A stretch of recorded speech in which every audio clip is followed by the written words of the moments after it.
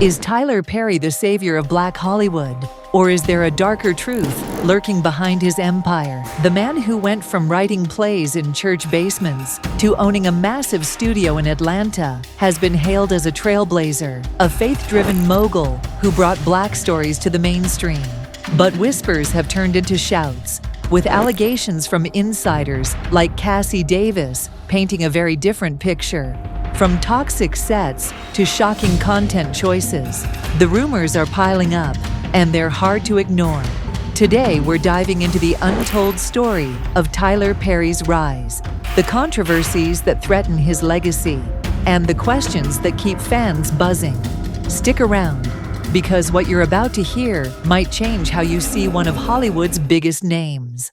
Let's start with the empire. TylerPerry's story is the kind you'd see in a movie, probably one he wrote himself. Born in New Orleans, he faced a tough childhood marked by poverty and abuse. But by the late 90s, he was pouring his heart into plays, performing in small theaters and churches. His big break came with Diary of a Mad Black Woman in 2005, a film that blended humor, drama, and faith, resonating with audiences nationwide. From there, he didn't just climb the ladder, he built his own. Dozens of films, hit TV shows like House of Pain, and a 330-acre studio in Atlanta made him a powerhouse. Fans love him for creating jobs for Black actors and telling stories that feel close to home. He's been called a visionary, proof that hard work and faith can move mountains.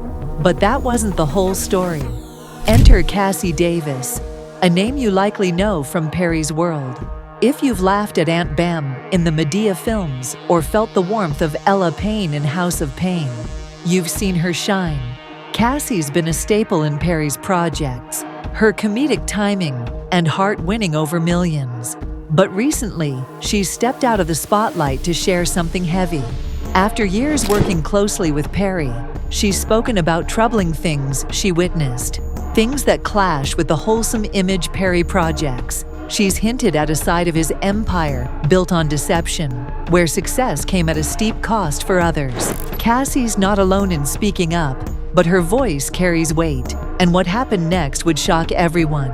The whispers don't stop with Cassie. Talk to background actors in Atlanta, and you'll hear a different side of TylerPerry Studios. Many describe sets that feel chaotic, with staff acting arrogant and dismissive. Actors report last-minute call time changes, leaving them scrambling. Some say they're promised 8 hours of pay, but only get 6, with payments delayed for weeks. Craft services, forget it. Stories circulate of actors getting a sad cheese sandwich and an apple for a 12-hour day. Complaints have been filed with unions and Georgia's film office, but little changes. One actor shared on X, "I worked one day on a TP set and swore I'd never go back. It's like they don't care about the little guys." The shine of Perry's empire starts to fade when you hear these stories. But that's just the beginning. Then there's the way Perry tells stories, especially about Black women. His films often struck a chord early on, giving voice to struggles many recognized. But over time, critics and fans have called out a pattern. Take I Can Do Bad All By Myself. The lead, April, is a selfish, alcoholic woman stuck in an abusive relationship. She's broken, stubborn, and only finds redemption after trauma piles up. An attempted assault, a near-death scare. Sound familiar? Perry's Black female characters often fit the angry Black woman stereotype, loud and domineering, needing pain to grow.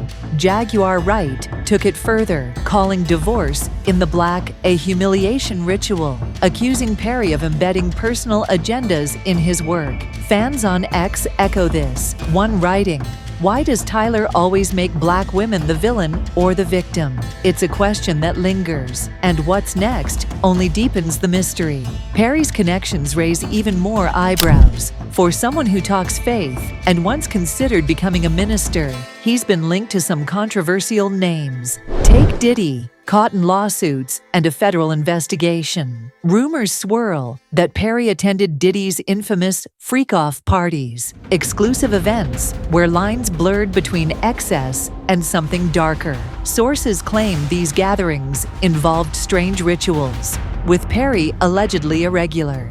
Then there's T.D. Jakes, another figure named in Diddy-related lawsuits.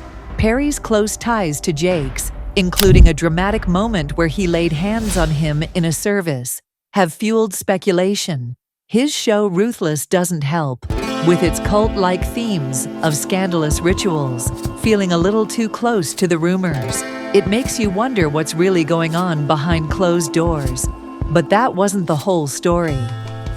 Spike Lee has been one of Perry's loudest critics, and their feud cuts to the heart of Black Hollywood.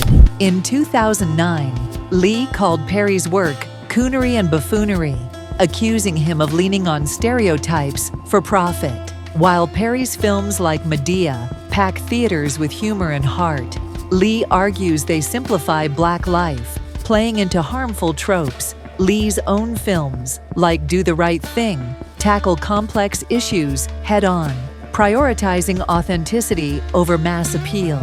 Perry clapped back, saying his stories come from love and his own experiences, not elitism.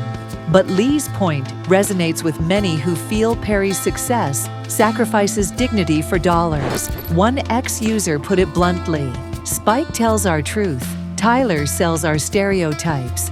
The divide between them reflects a bigger question. What stories should Black filmmakers tell?